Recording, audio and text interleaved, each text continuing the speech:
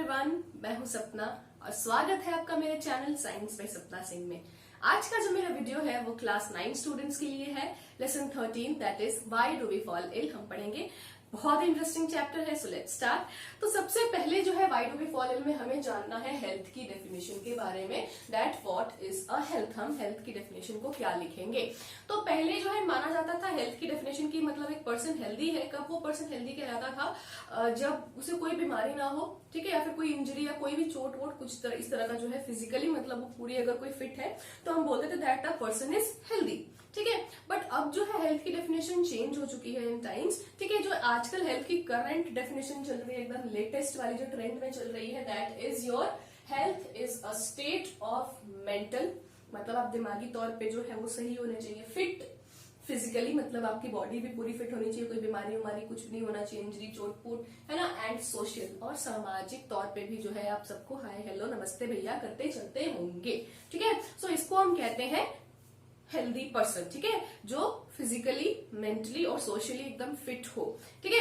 अब देखो आप फिजिकली तो आपको समझ में आ गया होगा, मतलब आपको कोई बीमारी नहीं होनी चाहिए, किसी तरह का चोट वोट इस तरह का कोई इंजरी आपकी बॉडी में नहीं होना चाहिए, that means you are physically fit, physically आप हेल्दी हो, ठीक है। ये मेंटली और सोशली क्या है भैया, तो मेंटली होता है कि आजकल जो है बहुत सारे लोग मेंटल डिजीज का भी शिकार हो रहे हैं ना, लाइक डिप्रेशन, बहुत ज्यादा सोचना किसी के बारे में, ओवर थिंकिंग, एंड उसके बाद जो है डिप्रेशन, इस तरह की चीजें जो है वो आती हैं आपके मेंटल स्टेट में, ठीक है। तो मेंटली भी जो है आपका फिट होना बहुत ज्यादा जरूरी होता है हेल्दी रहने के लिए। अगर मेंटली आप बहुत ज्यादा स्ट्रेस लेंगे तो आगे चल के कोई ना कोई डिजीज जो है 100% आपकी बॉडी में आ ही जाएगी, ठीक है। अब सोशली क्या होता है, सामाजिक तौर पे, ठीक है। अब कुछ लोग होते हैं जिनको जो है बीमारी कोई नहीं होती ना, मेंटली कोई बीमारी होती है ना, फिजिकली कोई बीमारी होती है, लेकिन उनसे आप जाके ना अच्छे से बात करो ना तो वो चिढ़ के जवाब देते जैसे कि मतलब अब मुंह नोच लेंगे आपका, ठीक है। मेरे पास तो ऐसे कुछ लोगों का एग्जांपल्स हैं, ठीक है।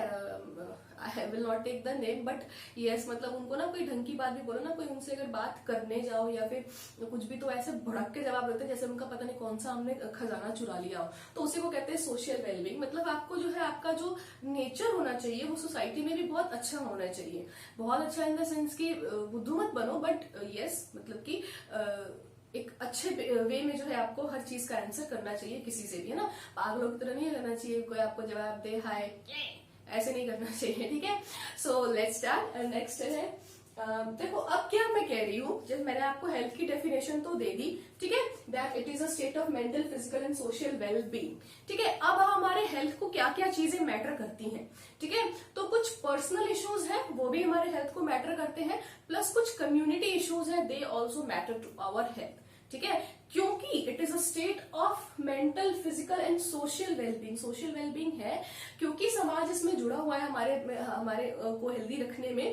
तो जो हमारा कम्युनिटी है, हमारी सोसाइटी का बहुत बड़ा इंपॉर्टेंट रोल होता है हमें हेल्दी रहने में, ठीक है। अब बहुत तरह से फिजिकल एनवायरनमेंट भी होता है, सोशल एनवायरनमेंट भी हमारा होता है। फॉर एग्जाम्पल मैं आपको बताती हूँ कि अगर आपका घर एक बहुत ही ऐसे इलाके में है, ऐसे एरिया में है जहां लोग बड़े गंदे हैं, है ना, कचरा रोड पे फेंक देते हैं घर के बाहर निकाल के। अब आपने मान लो आपने घर के अंदर जो है पूरी साफ सफाई रखी, पूरा सैनिटाइज वगैरह किया है, आपने अपने घर को है ना अच्छे से रोज झाड़ू पोछा सब होता है आपके घर में, ठीक है, नहाते वहाते आप सब कुछ हेल्दी वेल्दी है। बट द फैक्ट इज कि आप खिड़की दरवाजा तो खोलोगे ही ना भैया, क्यों खोलोगे, ताकि फ्रेश एयर अंदर। अब आपने खिड़की खोला सुबह सुबह फ्रेश एयर अंदर आने के लिए, और उधर से आ रही है कचड़े की वो गंदी वाली बदबू, ठीक है। उसके साथ कितनी सारी बीमारियां, माइक्रो ऑर्गेनिजम्स वगैरह, मक्खियां वगैरह भी बीमारियां लेकर आएंगी।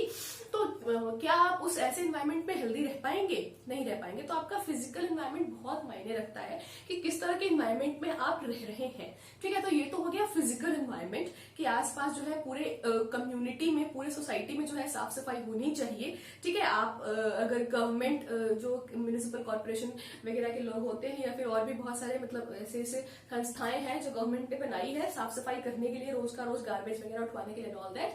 बट अगर आपके एरिया में नहीं हो रहा है तो because that is your society, आपका एरिया है, आप सब मिलके भी जो है वो काम कर सकते हैं, झाड़ू वगैरह लगा के अपना सोसाइटी भी क्लीन रख सकते हैं, जिस तरह से आप अपने घर को क्लीन रखते हैं, ताकि आपके पूरे एरिया में ही कहीं जो है वो इंसेक्ट्स वगैरह जो है वो ब्रीड ना कर पाए, है ना, उनसे बीमारियां जो फैलती हैं वो भी ना फैले। The next is social environment भी बहुत मायने रखता है बच्चे, ठीक है। Social environment in the sense कि अब मैं बताती हूँ, अब आपको पढ़ना है, ठीक है, अब आप लोग स्टूडेंट्स हो तो आपको पढ़ने के लिए आई थिंक पढ़ने के लिए सबसे पहले तो शांति चाहिए होती है। जैसे मुझे वीडियो बनाने के लिए जो है वो शांति चाहिए होती है, ठीक है। अगल बगल कभी ऐसा कुछ होता है, किसी के घर में कोई फंक्शन है एंड ऑल दैट, तो फिर डिस्टर्ब हो जाते हैं आप, है ना। मान लो फंक्शन वंक्शन तो ठीक है, अच्छा लगता है, गाने बजते हैं रात में, डीजे डीजे ना, एंजॉय दैट थिंग। बट अगर मान लो कि आप एक ऐसे एनवायरमेंट में रह रहे हो जहाँ पे सवेरे शाम आगे पीछे कच कच पच पच होते रहते हैं ना, यहाँ झगड़ा वहां झगड़ा ये वो, क्या आप ऐसे एनवायरमेंट में हेल्दी रह पाएंगे? मेंटली तो बिल्कुल नहीं रह पाएंगे ना। समझ शाम अगर आपके घर के आसपास कोई मारपीट झगड़ा एंड ऑल दैट करे, तो इस एनवायरमेंट में जो है आप 100% आप बीमार पड़ जाओगे। वो बंदा पड़े ना पड़े, बहुत लोगों की तो हॉबी भी होती है झगड़ा करना भैया, है ना, लेकिन अगर आपकी हॉबी नहीं है झगड़ा करना, तो फिर definitely you are going to fall sick, ठीक है। वो सुन सुन के मतलब होता है ना। सो इन्वायरमेंट जो है हमारा, सोशल इन्वायरमेंट प्लस हमारा घर का इन्वायरमेंट, पर्सनल इन्वायरमेंट जो है, पर्सनल इश्यूज भी माइंड रखते हैं।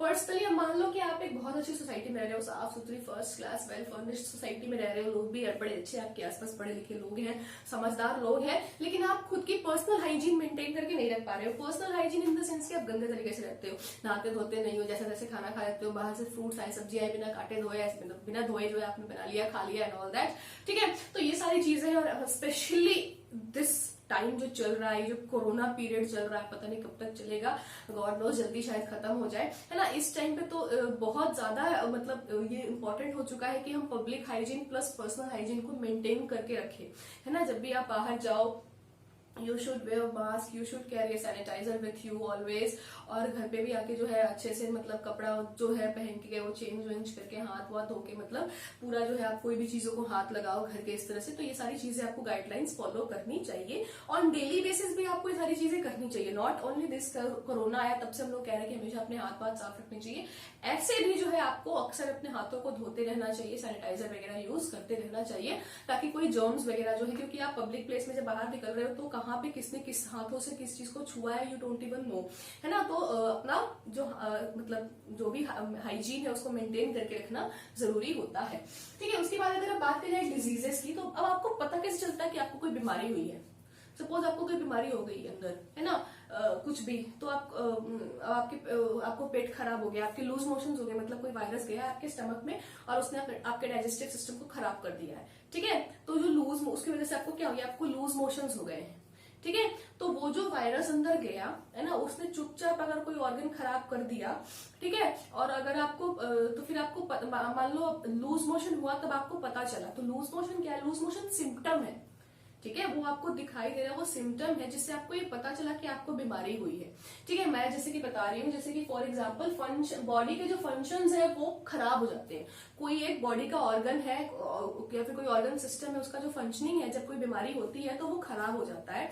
अब कोई भी जब ऑर्गन खराब होता है ना, तो उसके कुछ सिम्टम्स आपको दिखते हैं, सर में दर्द हो रहा है, पेट में दर्द हो रहा है, चक्कर आ रहा है, वॉमिटिंग हो रही है, लूज मोशन हो रहे हैं, तो ये सारी चीजें सिम्टम्स हैं। और ये सारे सिम्टम्स जब होते हैं, सर्दी खांसी बुखार एंड ऑल दैट, तब ये आपको बताते हैं कि जरूर आपकी बॉडी में कोई ना कोई डिजीज है, कोई ना कोई गड़बड़ जो है वो अंदर घोटाला आपकी बॉडी के अंदर चल रहा है भैया, तो इसका जो है इलाज आप करवाओ। तो ये सारी चीजें जो है, सर में दर्द, उल्टी, vomiting, fever and all that, all these things are symptoms.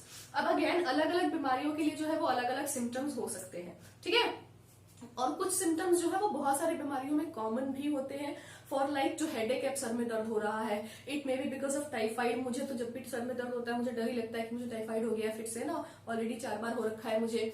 या फिर हो सकता है कि माइग्रेन की प्रॉब्लम की वजह से सर में दर्द हो, या और भी कोई डिफरेंट बीमारी हो सकती है। There are dozens of disease जिसमें सर दर्द जो है कॉमन सिम्टम है। पेट में दर्द हो रहा है ना, खाना कुछ अटपट खा लिया होगा लूज मोशन की वजह से, या फिर सॉरी किसी वायरस की वजह से, टाइफाइड की वजह से, या कोई और बीमारी हो सकती है आपको हुई हो पेट में, है ना, या फिर अल्सर हो गया हो, या फिर कोई स्टोन हो गया हो, डिफरेंट डिजीज। तो मतलब सिम्टम्स जो है वो कॉमन भी हो सकते हैं। जरूरी नहीं है कि अगर आपके सर में दर्द है तो आपको यही बीमारी है। तो इट्स बेटर कि जब आपको कोई बीमारी हो, ऐसा कुछ मतलब आपको अनईजी फील करे, डिजीज का मतलब सिंपल ही होता है डिस्टर्ब योर ईज, है ना, वो आपकी ईज को, आपकी कंफर्ट जोन को खराब कर देता है। मतलब डिजीज में अच्छा किसको लगता है? कौन है एकदम कंफर्टेबल रहता है बीमार में? कोई रहता है कंफर्टेबल? नहीं रहता है ना। मतलब कि उसने अपनी उसके डिजीज जो है वो आपके कंफर्ट जोन को जो है उसकी बैंड बजा के रखता है। आप अनकंफर्टेबल फील करते हैं, उसी को हम डिजीज कहते हैं। ठीक है, जब भी आपकी बॉडी में कोई बॉडी फंक्शंस डिस्टर्ब होता है तो उसकी वजह से जो सिम्टम्स दिखते हैं उसकी वजह से हम अनकंफर्टेबल फील करते हैं, दैट मीन्स हमें कोई बीमारी हुई है। तो अब उसको जो है पता भैया जो है वो एक फिजियोलॉजिकल डॉक्टर ही जो है लगा सकता है ना। तो आप एक अच्छे से डॉक्टर को जो है जाइए, संपर्क कीजिए, है ना। झोला छाप डॉक्टर को प्लीज डोंट कंसीडर। अब देखो, अब वो जो डिजीजेस होती हैं, मान लो कोई भी डिजीज है आपको, तो उन डिजीजेस को बेसिकली हम दो ब्रॉड कैटेगरीज में डिवाइड कर सकते हैं। क्या क्या? तो जैसा फर्स्ट इज एक्यूट डिजीज या क्रॉनिक डिजीज। पहली बार सुन रहे हो? कोई नहीं, पहली बार सुन रहे हो तो बहुत ही इजी टर्म्स एंड नाम बड़े से, एक्यूट, क्रॉनिक, ऐसा कोई डरने का बात नहीं है इसमें। देखो क्या होता है, एक्यूट डिजीजेस वो डिजीजेस होती हैं जो बहुत शॉर्ट पीरियड ऑफ टाइम के लिए होती हैं, 2-4 दिन 5 दिन। लाइक योर कॉमन कोल्ड, अभी मुझे हुआ था 1 हफ्ते से कॉमन कोल्ड वगैरह हुआ था। दिस वाज द रीजन कि मैं वीडियोस वगैरह नहीं बना पा रही थी। I am sorry for that. And कुछ और भी कुछ प्रॉब्लम्स थी, है ना, but I will try to make regular videos now. ठीक है, सॉरी फॉर दैट अगर आपको मेरे वीडियोस का इंतजार रहता है तो मतलब अब क्या हुआ, 2-4-5 दिनों में ठीक हो गया। मुझे पता था 2-3-4-5 दिन में जो है वो कॉमन कोल्ड है ना, हल्का सा फीवर ओवर रहेगा, जो भी है वो ठीक हो जाएगा। ठीक है, तो ये हो गया एक्यूट डिसीज। अब acute disease come period of time के लिए होता है, तो इसके जो असर है वो भी कम दिखने को मिलते हैं, है ना। ऐसा नहीं होगा कि अब मुझे 4 दिन बुखार था, मेरा 10 kg वेट घट गया, ओहो, ऐसा होता है कभी? नहीं होता ऐसा। ठीक है, हल्का फुल्का बुखार था, हल्का सा मतलब वही कॉमन कोल्ड के जो सिम्टम्स है वही थे, तो इस वजह से जो है हल्का सा प्रॉब्लम हुआ मुझे, बट नाउ आई एम 100% ठीक। Not 100% but yes 95% I am ठीक ठाक। ठीक है, क्रॉनिक डिजीज होता है which occurs for a very long period of time, है ना। लाइक एड्स हो गया, है ना, कैंसर वगैरह हो गया, जो मतलब 1-2 साल, 6 महीने, साल में चले, ट्यूबरक्लोसिस, टीबी वगैरह हो गया, है ना। अगर उसका टाइम पे इलाज ना करो तो वो 6 महीने तक, साल भर तक जो उसकी मेडिसिन चलते हैं ट्यूबरक्लोसिस वगैरह के। ठीक है, तो ये डिजीज हो गई क्रॉनिक डिजीज। ठीक है, इसका मैं बहुत अच्छा एग्जांपल देती हूँ, मैं अपने स्टूडेंट्स को एग्जांपल दिया करती थी। ठीक है ना, मैं आप लोगों को देती हूँ एक्यूट डिजीज, क्रॉनिक डिजीज समझने का। अब देखो फॉर एग्जांपल मैं बताती हूँ, आपके घर में कोई गेस्ट आया, है ना, अतिथि। ठीक है, तो अब मान लो कि वो गेस्ट आया, है ना। आप कोई गेस्ट आता तो भी परेशानी तो होती है, 100% श्योर, मेरे को तो होती है ना। चाय दो, पानी दो, ये बनाओ, वो बनाओ, है ना। उसका मेहमान नवाजी करने में जो है अच्छा लगता है, बट स्टिल हम वो क्यों करते हैं? ताकि वो जो है हमारा नाम हो, है ना। बट प्रॉब्लम तो होती है ना, आएगा मान लो आपके घर का बजट हिल जाता है। क्यों हिल जाता है? अब हम लोग रोज जो है सिंपल खाना खाते हैं घर में, जो भी दाल रोटी, है ना। अब कोई गेस्ट आता है तो उसके लिए मटर पनीर बनाया जाता है ना, उसके लिए काजू बादाम के जो है हलवे बनते हैं, क्या क्या बनते हैं। ठीक है, तो वो कहीं ना कहीं वो पैसा जो अपने घर का ही जाता है, तो बजट हल्का सा हिल गया। अगर जो है गेस्ट 2-3 दिन में चला गया तो हल्का फुल्का घर का बजट हिलता है, 2-4 हजार हमने उसके खाने पीने में खर्चा किया, कुछ कपड़ा उपड़ा दिए, चलो ठीक है, जान छूटी, है ना। मतलब 1-2 महीने में, 1-8 महीने में, क्या 10-15 दिन बाद हम फिर सब कुछ नॉर्मल हो जाता है। ठीक है, अब अगर एक ऐसा गेस्ट आ गया, वो जो मूवी है कि अतिथि तुम कब जाओगे, जाएगा ही नहीं, वो घर पे बैठ गया तुम्हारे। अब घर पे बैठ गया तो ना पागल कर देगा वो, है ना। जो है आपने उसको खाना बना के खिलाया ना, 1 दिन, 2 दिन, 4 दिन, 5 दिन, 10 दिन, महीना, 2 महीने हो जाने का नाम ही नहीं ले रहा है। क्या होगा? आपके सर पे दर्द नहीं हो जाएगा? ठीक है, अब वो जब 6 महीने बाद जाएगा ना, तो आप 6 महीने सदमे में रहोगे कि गेस्ट गया, वो इतना टेंशन वाला, मतलब एक भीड़ उतरी सर से। दैट मीन्स मेरे कहने का मतलब है कि एक्यूट डिजीज, छोटा वाला मेहमान, शरीफ वाला जो मेहमान होता है, आया और गया। ठीक है, तो उसके वजह से जो है घर पे असर भी जो है वो कम पड़ा, है ना, कम, घर का बजट जो है वो कम खराब हुआ। अब एक ऐसा क्रोनिक डिजीज अतिथि तुम कब जाओगे, ये जाता ही नहीं है ना, 6 महीने रह गया। ठीक है, 6 महीने रह गया तो आप कुछ भी खिलाओगे उस मेहमान को यार, तो सूखी रोटी तो नमक के साथ दोगे नहीं उसको, अच्छा खासा कोई ना कोई खाना तो मतलब 2-4 आइटम तो उसको दोगे ही दोगे ना। तो बजट, पूरे घर का, पूरे साल भर का बजट वो खराब करके जाएगा आपके, है ना। मतलब कि क्रॉनिक डिजीज जो है, एक तो वो बहुत लॉन्ग पीरियड ऑफ टाइम के लिए परसिस्ट करते हैं, प्लस जब वो जाते हैं तो उनका जो असर होता है बॉडी पे वो बहुत लॉन्ग पीरियड ऑफ टाइम के लिए होता है। ठीक है, बहुत ज्यादा वो बॉडी को जो है अंदर से वीक कर देते हैं, डैमेज कर देते हैं, जिसकी वजह से बॉडी को फिर से उभर के मतलब नॉर्मल होने में टाइम लग जाता है। तो this was your acute and chronic disease. ठीक है, अब हम इधर बढ़ते हैं कॉजेज ऑफ डिजीज पे। ठीक है, तो देखो कॉजेज ऑफ डिजीज में बहुत सारे डिफरेंट लेवल्स होते हैं, मतलब एक चीज को देखने के बहुत सारे तरीके होते हैं। ठीक है, तो सबसे पहले तो डिजीज का जो मेन सबसे इंपॉर्टेंट लेवल 1 पे जो कारण होता है, that is any micro organism या एनी पैथोजन। ठीक है, या फिर कोई भी कुछ मतलब बीमारी, मतलब most of the cases infectious disease की बात कर रही हूँ, इसको छोड़ो, अभी वहां पे आगे बढ़ते हैं। जैसे मैं बताती हूँ, फॉर एग्जाम्पल समझो कि एक सोसाइटी में एक बच्चा है, छोटा सा बच्चा, 2-3 साल का बच्चा, उसको लूज मोशन हो गए।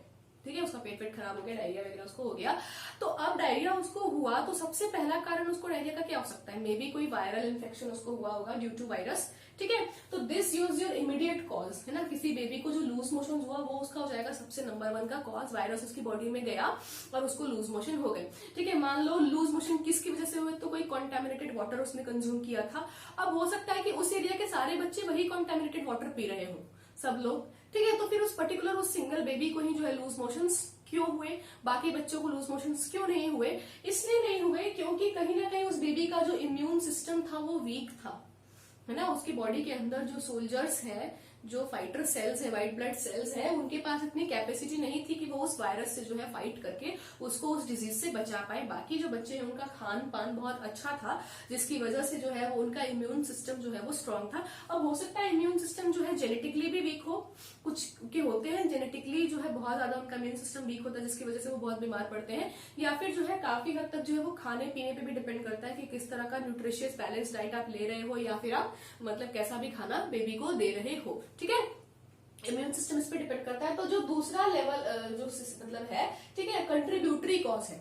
ठीक है, हो सकता है कि बाकी बच्चों को जिस तरह से जो है बाकी बच्चों ने भी वही कॉन्टेमिनेटेड वाटर पिया, लेकिन उन्हें जो है वो डिजीज नहीं हुई क्योंकि उनका जो है बॉडी बहुत स्ट्रांग था, उनके जो व्हाइट ब्लड सेल्स थे वो इतने स्ट्रांग थे कि उन्होंने उसको डिशुम करके मार भगाया, है ना। तो this is also contributory cause. अगर ऐसा नहीं होता, उसका इम्यून सिस्टम वीक होता तो शायद उसे वो लूज मोशन नहीं होता। बट अगर आपका इम्यून सिस्टम वीक है, कितना ही वीक है, लेकिन जब तक आपके बॉडी में कोई माइक्रोब नहीं घुसेगा कि आपको बीमारी होगी, है ना, वो बच्चे का कितना भी इम्यून सिस्टम वीक होता, अगर ये वायरस उसकी बॉडी में नहीं जाता तो क्या उसको लूज मोशन होते, डायरिया होता? नहीं होता, है ना। तो जो मेन कॉज है दैट इज योर वायरस, कोई पैथोजन, और जो कंट्रीब्यूटरी कॉज है हो सकता है उसका इम्यून सिस्टम या कुछ ऐसा हो। ठीक है, सो अब हम बात करेंगे टाइप्स ऑफ डिजीजेस में, infectious and non infectious disease की। तो देखो, इन्फेक्शियस डिजीज होता है किसी की वजह से जो होता है, मतलब स्पेशली माइक्रोब्स, डिजीज कॉजिंग जो माइक्रोब्स होते हैं, माइक्रो ऑर्गेनिजम्स होते हैं, उन्हें हम पैथोजेंस भी कहते हैं। पैथो का मतलब होता है डिजीज, जेंस मीन्स जनरेट करते हैं हम लोग, जनरेटर की तरह ना, दुख दुख दुख दुख। ठीक है, तो मतलब कि जो भी माइक्रो ऑर्गेनिजम्स की वजह से बीमारियां होती हैं उन्हें हम इन्फेक्शियस डिजीज कहते हैं। ठीक है, बहुत सारे एग्जांपल्स है, कॉमन कोल्ड है ना, ट्यूबरक्लोसिस है, एड्स है, ये सारी बीमारियां जो होती हैं वो इन्फेक्शियस डिजीज में आती है। On the other hand there is non infectious disease. तो नॉन इन्फेक्शियस डिजीज में कोई माइक्रो ऑर्गेनिजम्स कारण नहीं होता है बीमार होने का, है ना। जैसे कि मैं एग्जांपल देती हूँ, कैंसर।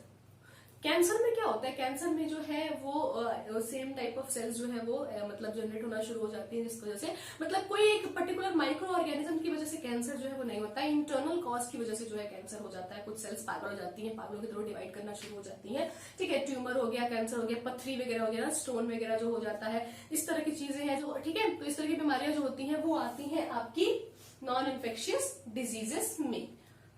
ओके, तो नेक्स्ट जो हमने पढ़ा था दैट इज इन्फेक्शियस डिजीज। तो जो इन्फेक्शियस डिजीज होता है वो किसी ना किसी माइक्रो की वजह से होता है, किसी माइक्रो ऑर्गेनिज्म की वजह से होता है। ठीक है, तो अब हम पढ़ेंगे the next is infectious agents. तो इन्फेक्शियस एजेंट्स क्या होते हैं? इन्फेक्शियस एजेंट्स हम उन्हें कहते हैं, वो ऑर्गेनिजम्स को कहते हैं जिनसे हमें कोई डिजीज होती है, जो हमारे बॉडी को आके इन्फेक्ट करती है और हमें कोई बीमारी होती है। ठीक है, तो अब इन्फेक्शियस डिजीज को हम डिफरेंट कैटेगरीज में जो है वो डिवाइड कर सकते हैं, है ना। हो सकता है कि हमें जो बीमारी हुई है वो किसी बैक्टीरिया की वजह से हुई है, लाइक टाइफाइड, साल्मोनेला टाइफी एक बैक्टीरिया है जिसकी वजह से आपको टाइफाइड होता है। ट्यूबरक्लोसिस, टीबी, ठीक है, वो भी जो एक बैक्टीरिया की वजह से होता है। या फिर हो सकता है किसी फंगाई की वजह से, किसी फंगस की वजह से आपको डिजीज हुई हो। कुछ स्किन डिजीजेस वगैरह होती है, इचिंग विचिंग वाली जो डिजीज होती है वो किसी फंगस वगैरह की वजह से होती है ना। तो वो हो गया। उसके बाद वायरल डिजीज हो सकती है, वायरस की वजह से, एड्स वायरस है, जो कॉमन कोल्ड है ना, इन्फ्लुएंजा वायरस, वो सब है। जो आजकल लेटेस्ट में जिसने सबका दिमाग हिला के रखा है that is your corona virus. ठीक है, तो ये सारी चीजें वायरस है। कुछ प्रोटोजोन्स भी होते हैं जिनकी वजह से डिजीज होती है, लाइक सबसे पहले तो आपका मलेरिया जो होता है वो एक प्रोटोजोन की वजह से होता है। ठीक है, उसके बाद लिशमेनिया, कालाजार है, ट्रिपेनोजोमा जो होता है उसकी वजह से होता है, ट्रिपोनोजोमा गैम्बियनजी। तो इस तरह की कुछ प्रोटोजोन्स है जिनकी वजह से भी हमें डिजीज होती है। उसके बाद अगर बात की जाए कुछ मल्टीसेलर ऑर्गेनिजम्स हैं, जैसे राउंड वॉर्म वगैरह, एस्क्रिस जिसे कहते हैं, उसकी वजह से भी कुछ जो है हमें इंटेस्टाइनल इन्फेक्शंस होती हैं। एक बड़ा अच्छा हमारा वर्म है, नाम बड़ा प्यारा है इसका, वुचरेरिया बेनक्रॉफ्टी। क्या नाम है?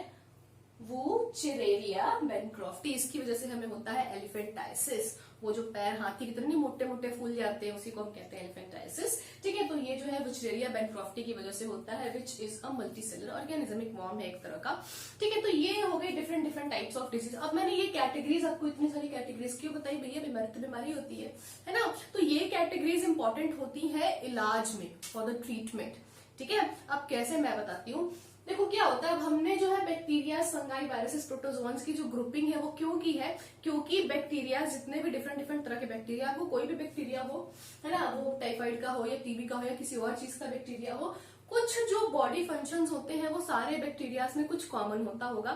जितने भी वायरसेस हैं उनके बीच में कुछ ना कुछ तो कॉमन चीजें होती होंगी, है ना। फॉर लाइक मैं बताती हूँ, तो वायरसेस जो होते हैं उनके पास तो बॉडी नहीं होती है, बस एक डीएनए होता है अपना, और एक जो है प्रोटीन कोड होता है, बस एक वायरस हो गया, है ना। वो किसी दूसरे के सेल के अंदर जो है, होस्ट के सेल के अंदर घुस के जो है उसको अपना घर बना के जो है फिर गुंडागर्दी से and they rule on that cell, पूरे वो बॉडी पे वो रूल करते हैं, डिवाइड करते हैं। ठीक है, बैक्टीरिया जो है वो बहुत फास्ट डिवाइड करना स्टार्ट हो जाती है एज कम्पेयर जो मल्टीसेलुलर ऑर्गेनिजम्स है, जैसे वर्म्स वगैरह है, वो थोड़ा सा स्लो डिवाइड करते हैं बॉडी में जाके।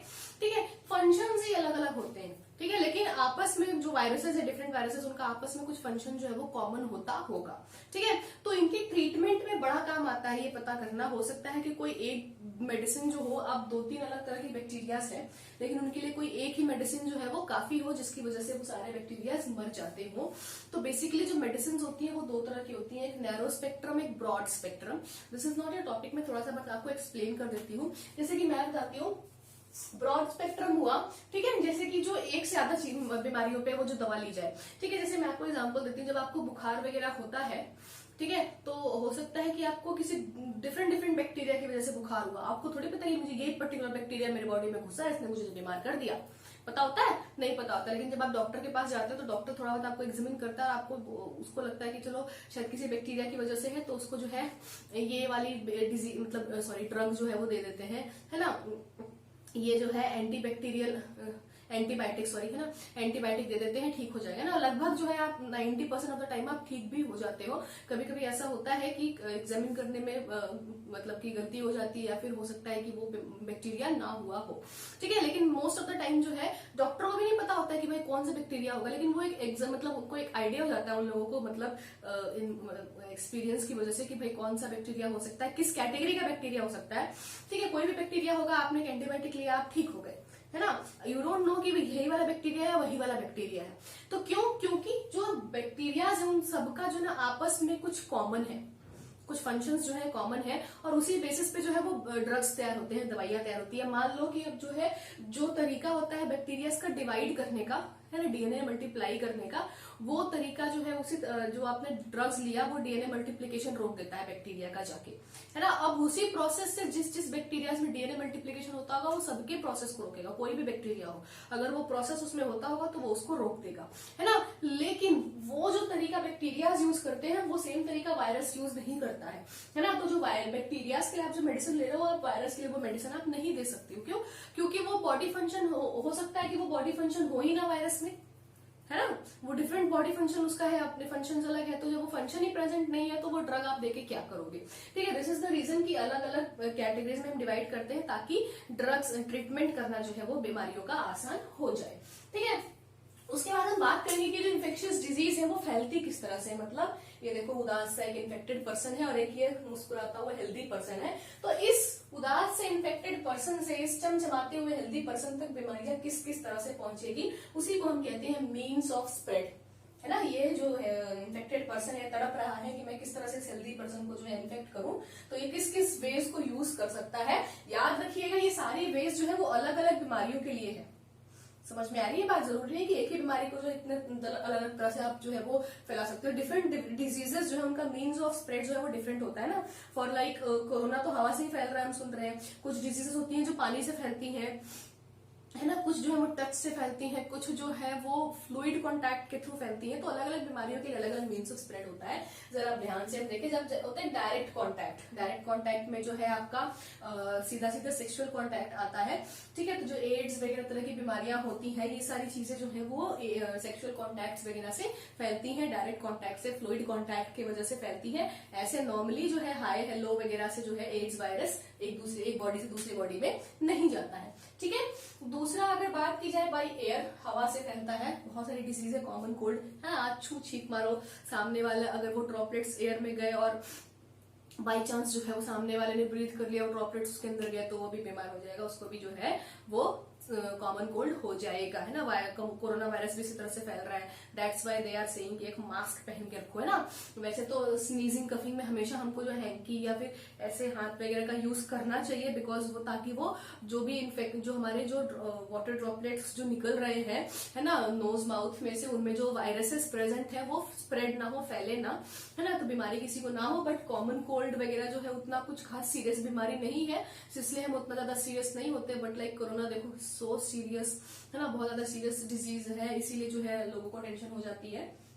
उसके बाद जो है इनडायरेक्ट कांटेक्ट, इनडायरेक्ट कांटेक्ट होता है कि अब मान लो कि जो है आपके किसी फ्रेंड को स्किन डिजीज है, वही फंगल वाला जो है ना, वो खुजली या कुछ की बीमारी है ना, और उसने जो है कोई लड़की है बड़ा सुंदर, उसने ड्रेस पहना, अब आपको पार्टी में जाना है, उससे मांग लिया कि अपना जो है वो ड्रेस दे दो, अब पता चला उसने बिना धोए हुए उस ड्रेस को रख दिया था, है ना, या धो भी दिया होगा तो शायद वो जो फंगस है वो अभी भी उसके ड्रेस में होगा, आपने जो है बड़े स्टाइल से पहन लिया, हीरोइन बन के आप चले गए, घूम घाम के तो चला वो डिजीज आपको हो गई, ठीक है। ये होता है इनडायरेक्ट कॉन्टेक्ट क्लोथ्स वगैरह से, है ना। देखो कुछ चीजें होती है जो कभी किसी के साथ शेयर नहीं करनी चाहिए, है ना, किसी के साथ नहीं, इनफैक्ट अपने फैमिली मेंबर्स के साथ भी शेयर नहीं करना चाहिए। द वेरी फर्स्ट चीज आपको पता ही होगा, ब्रश, है ना, टूथब्रश नहीं करना चाहिए, सोप नहीं करना चाहिए, अपनी हैंकी नहीं करनी चाहिए, अपने क्लॉथ्स नहीं करने चाहिए, ठीक है, और अपना कोम्ब नहीं करना चाहिए, कंघी, ठीक है। ये कुछ 5-6 चीजें हैं, ठीक है, ये जो है आपको नहीं करना चाहिए। अगर आप लोग गर्ल्स हैं तो आप लोग लिपस्टिक अपना शेयर मत कीजिए किसी के साथ, है ना, काजल वगैरह ये सब, इससे भी जो है हो सकता है आई की कोई बीमारी उसे हो या आपको हो तो किसी को जा सकती है। तो इस तरह की डिजीजेस, मतलब इस तरह की जो चीजें हैं उनको शेयर नहीं करना चाहिए, जो आपके स्किन के कॉन्टेक्ट में आता है उसको दूसरे के स्किन के कांटेक्ट में नहीं करना चाहिए। समझ में आ रही है बात। उसके बाद अगर बात की जाए बाई फूड, खाने से भी फैलता है ना, इसने कुछ खाया और इसने जो है आपको खिलाया, पड़ गया बीमार, वेरी गुड। उसके बाद होता है थ्रू वेक्टर, ये बड़ा इंपॉर्टेंट है, बड़ा इंटरेस्टिंग है। वेक्टर, वेक्टर क्या होता है भैया, देखो मैंने आज छोड़ दिया। वेक्टर होता है आपका वो जो मच्छर, मॉस्किटो, है ना, फीमेल एंडोफिलस।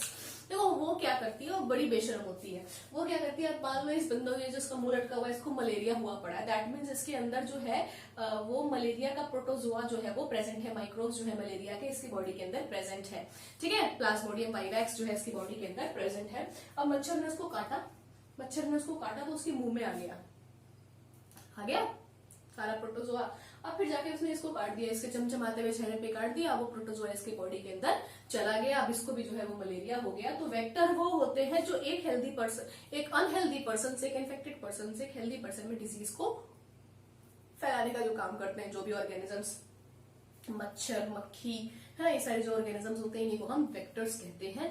एक यहाँ पे दिया हुआ है रैबिड एनिमल, मतलब कि कोई एनिमल जिसको रेबीज वगैरह हुई है, उसने भी अगर आपको काट दिया तो आपको जो है वो बीमारी हो सकती है ना। डॉग वगैरह जो होते हैं, मेरे घर में भी डॉग है, ठीक है, तो टाइमली जो है ऐसे डॉग्स वगैरह को, पेट डॉग्स को जो है इंजेक्शन देते रहना चाहिए। और अगर किसी आपने स्ट्रीट डॉग से आपने अपने आप को कटवा लिया है तो प्लीज जल्दी जाइए और इंजेक्शन वगैरह लीजिए, एंटी रेबीज इंजेक्शन वगैरह लेके जो है आप उस बीमारी से निजात पाइए, ठीक है। तो ये हो गई डिफरेंट टाइप्स ऑफ डिजीजेस।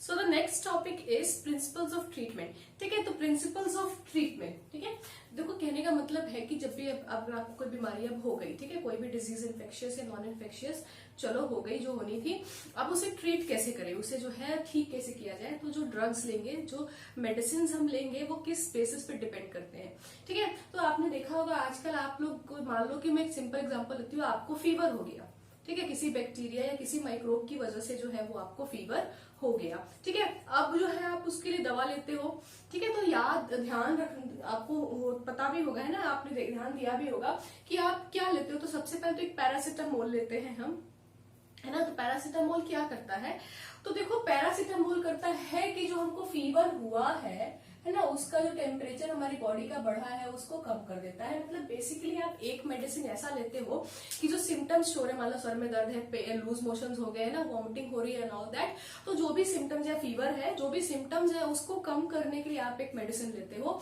हमने पैरासिटामोल लिया, उसने जो है बॉडी के टेम्परेचर को फिर से नॉर्मल पे ला दिया, गिराना शुरू कर दिया, ठीक है। अब क्या काम खत्म, बॉडी सिम्टम्स जो है, टेम्परेचर फिर से नॉर्मल हो गया, that means the work is over, खत्म, है ना, आप ठीक हो गए, हुए नहीं हुए, क्यों नहीं हुए? बिकॉज आप किसकी वजह से बीमार पड़े थे? आप मान लो एक स्पेशल किसी बैक्टीरिया या किसी भी वायरस की वजह से बीमार पड़े थे। अगर बैक्टीरिया की वजह से बीमार पड़े थे, दैट मीन्स वो बैक्टीरिया अभी भी आपकी बॉडी के अंदर है ना। आपने पैरासिटामोल लिया, बॉडी टेम्परेचर नीचे किया, फिर हो सकता है कि वो जो बैक्टीरिया बॉडी के अंदर है वो फिर आपको प्रॉब्लम देगा, है ना। वो फिर मल्टीप्लाई करेगा, डिफरेंट डिफरेंट ऑर्गन्स को वो डिस्टर्ब करेगा और फिर आपको बुखार आएगा। तो फिर आप दवा पैरासिटामोल लेके चुप हो जाओगे? नहीं। तो देखो दो प्रिंसिपल्स होते हैं। दो तो सबसे पहला तो होता है कि जो भी इफेक्ट्स हैं, जो भी सिम्टम्स हैं, उनके असर को कम करना होता है। एक मेडिसिन हम इसलिए लेते हैं, एक पैरासिटामोल के साथ हम लेते हैं एंटीबायोटिक। क्या लेते हैं? एंटीबायोटिक। तो एंटी का मतलब होता है आंटी जी नमस्ते। तो एंटी का मतलब होता है ऑपोजिट, और बायो मीन्स लाइफ, मतलब लाइफ के अगेंस्ट, लाइफ को खत्म करने के लिए जो हम दवा लेते हैं। किसकी लाइफ? आपकी लाइफ। ओ माय गॉड, अपनी लाइफ खत्म करने के लिए आप दवा लोगे? नहीं।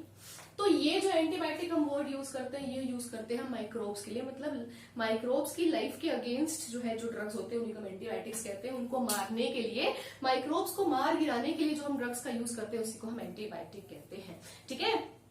तो पहला काम, हमने एक मेडिसिन लिया जिससे हमारे असर कम हुए, जो भी वॉमिटिंग, सर दर्द, फीवर जो भी है वो तो खत्म हो ही गया। प्लस दूसरी चीज हम लेते हैं एंटीबायोटिक लेते हैं, ठीक है, ताकि हमारा जो है जो भी बैक्टीरिया की वजह से, जिसकी वजह से हम बीमार है, वो भी मर जाए बॉडी में से, 100% ठीक हो जाए। ठीक है। अब जो एंटीबायोटिक जो मेडिसिन होती है वो डिफरेंट डिफरेंट तरह की होती है। बैक्टीरिया के लिए एंटीबैक्टीरियल डिजीज ड्रग्स होते हैं, मेडिसिन होते हैं।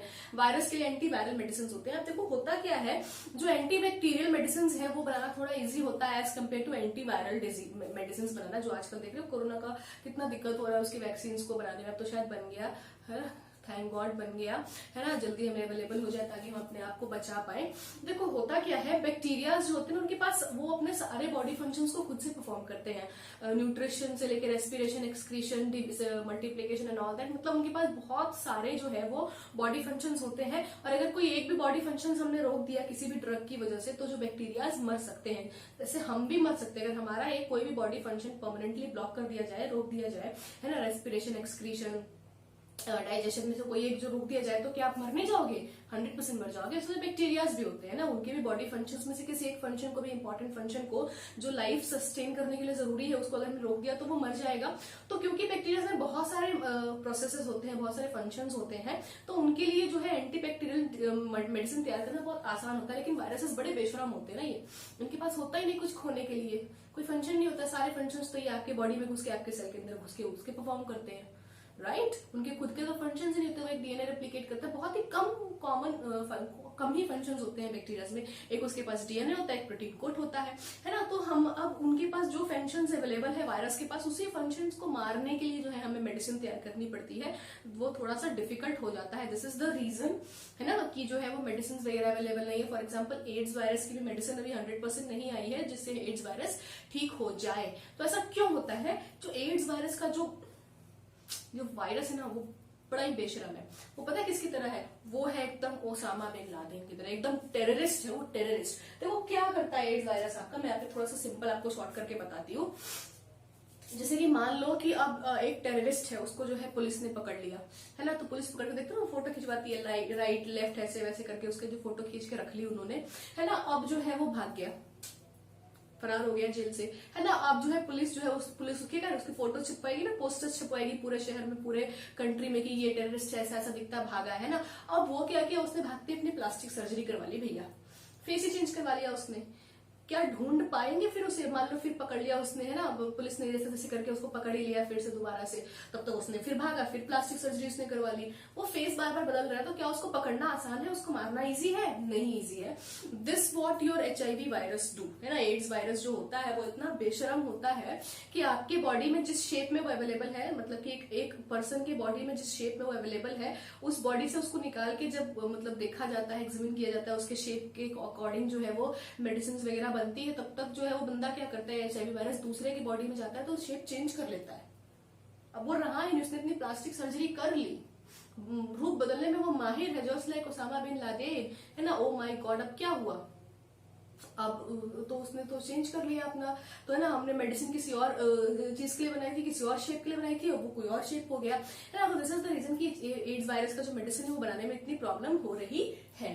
ठीक है, तो अब ये तो हो गया कि आपका प्रिंसिपल्स ऑफ ट्रीटमेंट, अगर आप बीमार पड़े तो ये होगा, लेकिन क्या आप बीमार पड़ के ये सारी चीजें करना चाहोगे ना, दवाई खाना चाहोगे? बीमार रहती, तकलीफ, सर में दर्द है ना, 4 दिन मेरी हालत खराब थी सर्दी से है ना, सर में दर्द, फीवर वगैरह, कहीं मन नहीं लगता, तो क्या आप वो चीजें झेलना चाहोगे? नहीं। उसके पहले हम क्या करेंगे? प्रिंसिपल्स ऑफ प्रिवेंशन, कहते हैं ना prevention is better than cure.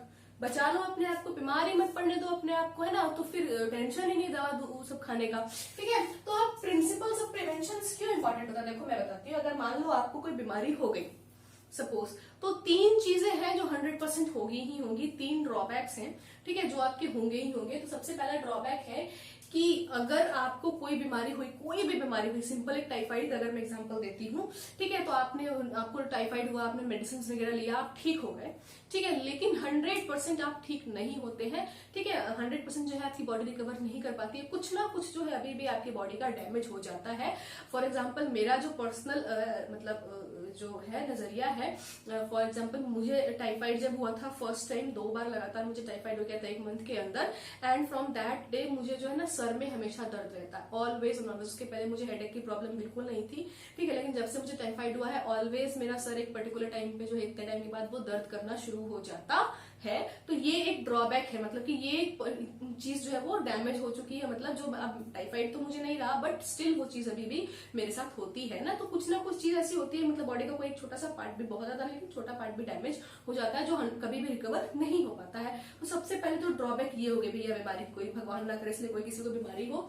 दूसरा चीज जो है कि अब आपको कोई टाइफाइड हुआ, चाहे मुझे भी हुआ था, सर्दी वर्दी फीवर वगैरह, तो वो टाइम लगेगा ठीक होने में, 2 दिन 4 दिन, मिनिमम 2 4 5 दिन लगेगा आपको टाइम होने। तो उतने देर जो है उतने दिन आप उस बीमारी से गुजरोगे, आप उस सारी तकलीफों को झेलोगे, है ना, बेड रेस्ट लोगे आपके। अगर अब तो अभी तो फिलहाल रिलैक्स है क्योंकि ना स्कूल है ना, किसी का भी कोई काम वाम नहीं है, तो मान लो कि अभी तो टाइम कट गया। बट अगर जब हम लोग स्कूल वगैरह में पढ़ाते थे उस टाइम पे क्या होता था, उस टाइम पे हमको छुट्टी लेनी पड़ती थी 3-4 दिनों की, है ना। प्राइवेट है, बड़ा दुख होता है हम प्राइवेट टीचर्स को ना, हमारी सैलरी कट जाया करती थी, 1 दिन की सैलरी कट जाएगी ना, 4 दिन एब्सेंट तो 4 दिन की सैलरी कट जाएगी, खाने को 4 दिन अगले दिन नहीं मिलेगा हम लोगों को, है ना।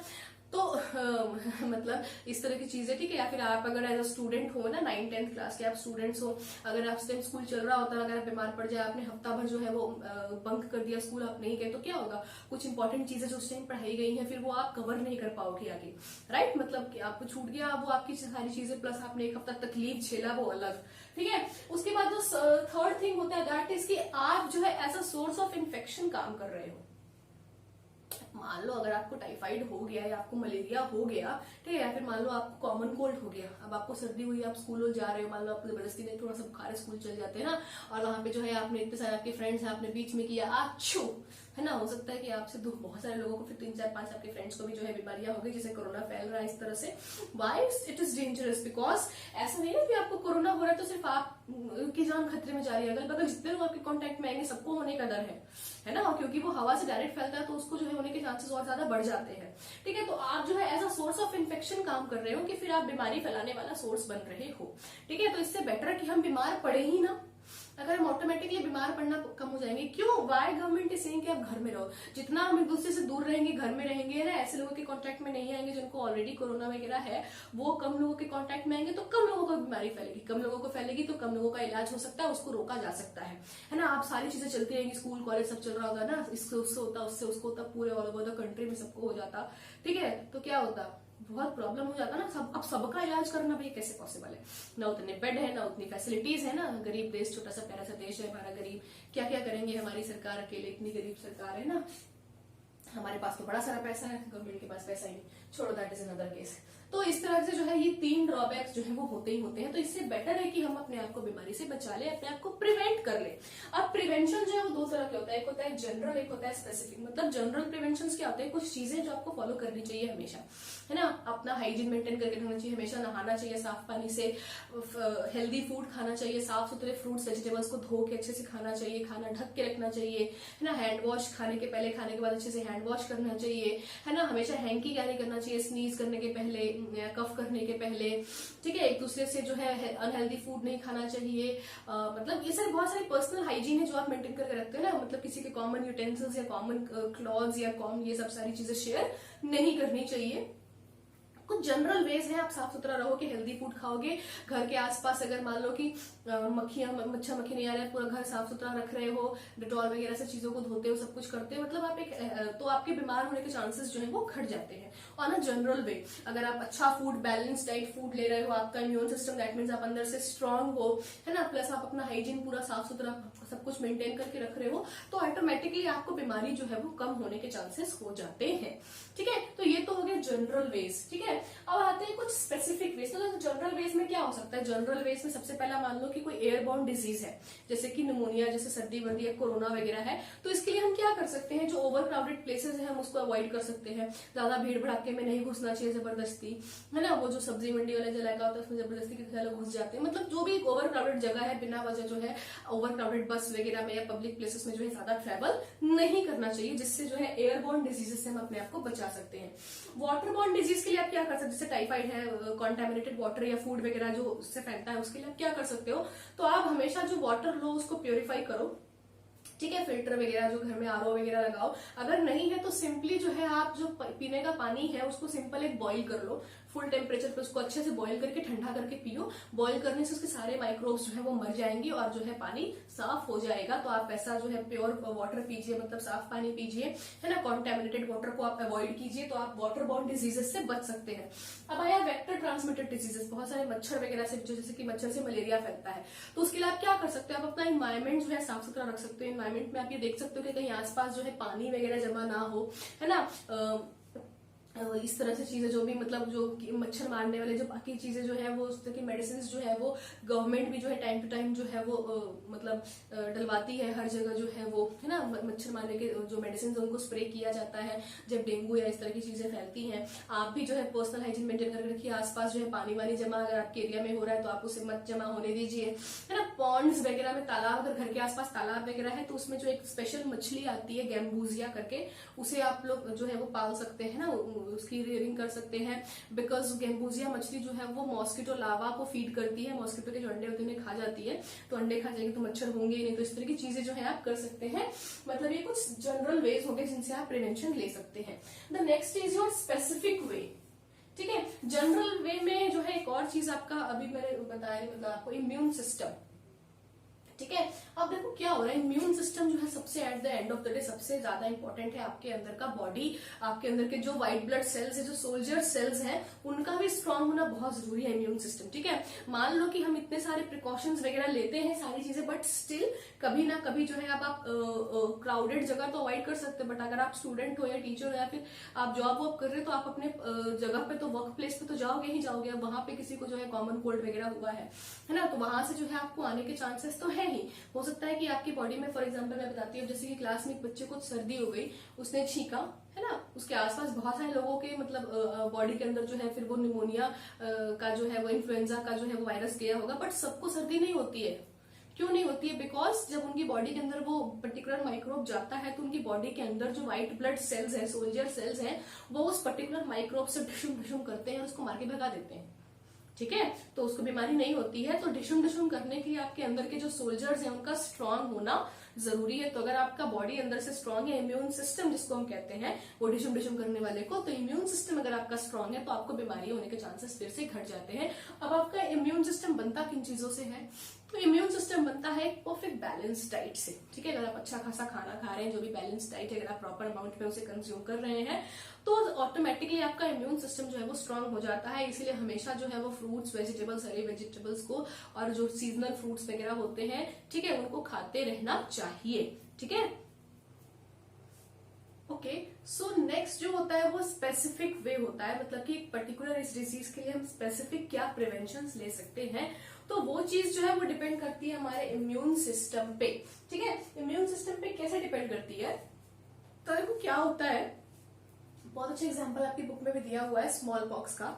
आजकल जो है स्मॉल पॉक्स खत्म हो गया है ऑल ओवर द वर्ल्ड से ना, एंड फिंगर्स क्रॉस, भगवान करे कि कोरोना वायरस भी ऐसे एक दिन जो है वो खत्म हो जाए। तो स्मॉल पॉक्स भी है बेसिकली वायरस की वजह से ही जो है वो होता है। ठीक है, अब क्या होता है कि जो 100 साल पहले अगर आप बात की जाए तो स्मॉल पॉक्स एक बहुत बड़ा एपिडेमिक था, बहुत लोग इससे डरते थे, बिकॉज उस टाइम पे मेडिकल साइंस इतना एडवांस नहीं था। अगर किसी को बीमारी होती थी तो वो मोस्ट ऑफ द टाइम ऐसा होता था कि वो मर ही जाता था। ठीक है, तो लोग बहुत ज्यादा डरा करते थे ऐसे लोगों से, वो बहुत दूर रहते थे जिनको स्मॉल पॉक्स वगैरह हो गया है, बिकॉज उनको हो जाएगा तो वो भी मर जाएंगे। ठीक है, लेकिन कुछ ऐसे लोग थे जो उन लोगों की सेवा करते थे, जिनको स्मॉल पॉक्स हुआ है उनकी सेवा किया करते थे। तो ये कौन से लोग थे? ये वो लोग थे जिनको ऑलरेडी एक बार स्मॉल पॉक्स हुआ था और वो उतने भयंकर मतलब खतरनाक डिजीज से जो है वो बच गए थे। एक बार वो बच गए तो स्मॉल पॉक्स एक बार जिसको हो जाता था उसको दोबारा नहीं हुआ करता था। ठीक है, क्यों नहीं हुआ करता था दोबारा उसको? बिकॉज क्या होता है, हमारी बॉडी जो है, जो इम्यून सिस्टम है, वो क्या करता है, वो जब किसी डिजीज को फाइट करता है और उससे फाइट करने में वो पूरी तरह से कामयाब हो जाता है तो एक तो उसको डुशुम डुशुम करके मार गिराता है, दूसरी वो उसकी कॉपी बना के अपने पास मेमोरी बना के ना रख लेता है ना, फोटो कॉपी बना के अपने मेमोरी में उसको स्टोर करके रख लेता है। उससे क्या होता है, इन केस फ्यूचर अगर फिर से उस तरह का कोई भी माइक्रोब उसकी हमारी बॉडी में घुसेगा, है ना, या फिर मान लो कि उससे मिलता जुलता उसका कजन वजन भी घुसेगा ना, तो उसको पता चल जाएगा, अरे इसको तुमने ऐसे मारा था ना, तो एकदम फुल मतलब डबल पावर के साथ उसके साथ वो डुशुम डुशुम करेगा और उसको वो मार गिराएगा। ये बिल्कुल पता है कैसा है, ये बिल्कुल वैसा है जो आर्मी में लोगों को ट्रेनिंग दी जाती है ना, जब आर्मी वाले या फिर जो पुलिस अकेडमी में जो लोग होते हैं उनपे क्या किया जाता है, उनपे ना वो झूठे झूठे हमले करवाए जाते हैं।